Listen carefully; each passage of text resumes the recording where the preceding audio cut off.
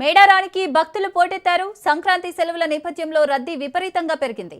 సమ్మక్క సారక్క దేవతలకు భక్తులు ముందస్తు మొక్కులు చెల్లించుకుంటున్నారు.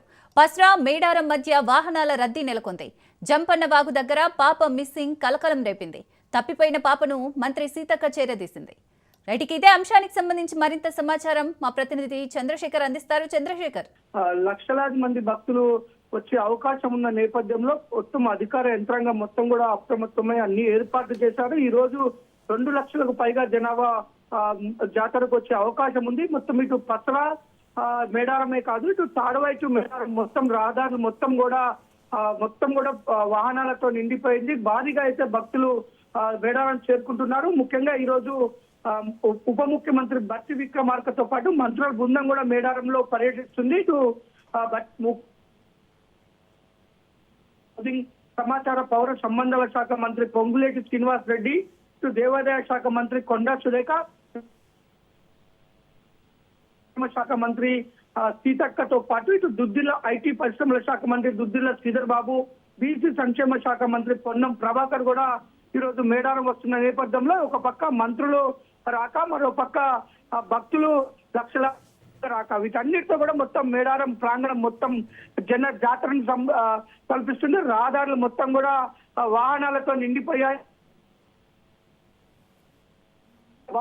భక్తులు భారీగా స్నానాలు చేయడం, ఇటు తల నీరాలు సమర్పించడం జరుగుతుంది. అక్కడ నుంచి కుటుంబ సమేతంగా వచ్చి అమ్మవారిని దర్శించుకొని ఇటు మొక్కులు చెల్లిస్తున్న పరిస్థితి. మొత్తం కూడా భారీగా జనం పోగవటంతో మొత్తం అధికార యంత్రాంగం మొత్తం కూడా ఎలాంటి ఇబ్బందులు జరగకుండా పోలీస్, రెవెన్యూ అంతా కూడా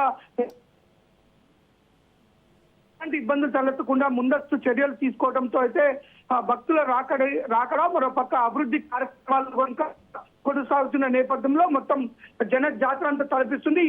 ఇటు మేడారంలో జరుగుతున్న పనులను పర్యవేక్షిస్తున్న మంత్రి సీతక్క జంపన్న వాగు వద్దకు వెళ్ళినప్పుడు ఒక చిన్న పాప తల్లిదండ్రుల నుంచి తప్పిపోయి ఉండటం, ఆ పాపని హక్కున చేర్చుకోవడం అయితే మొత్తం కూడా హక్కున చేర్చుకోవడమే కాదు, తను అక్కడ నుంచి పిలిపించారు. తల్లిదండ్రులు కూడా ఎవరైనా చిన్న పిల్లలతో వచ్చినప్పుడు భారీగా భక్తులు జనాలు ఉన్న నేపథ్యంలో కొంత జాగ్రత్తలు తీసుకోవాలి.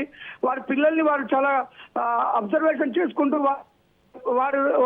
వారిని మిస్ అవ్వకుండా తగు జాగ్రత్తలు తీసుకోవాలని సీతక్క కూడా ఇటు కోరటం జరిగింది. ఈ నేపథ్యంలో సీతక్క దగ్గర ఉన్న ఆ పాపని వారి తల్లిదండ్రులు కూడా కొంత సంతోషాన్ని అయితే ఇచ్చింది. ఒక మంత్రిగా ఉంది కూడా ఒక బిజీగా ఉంది.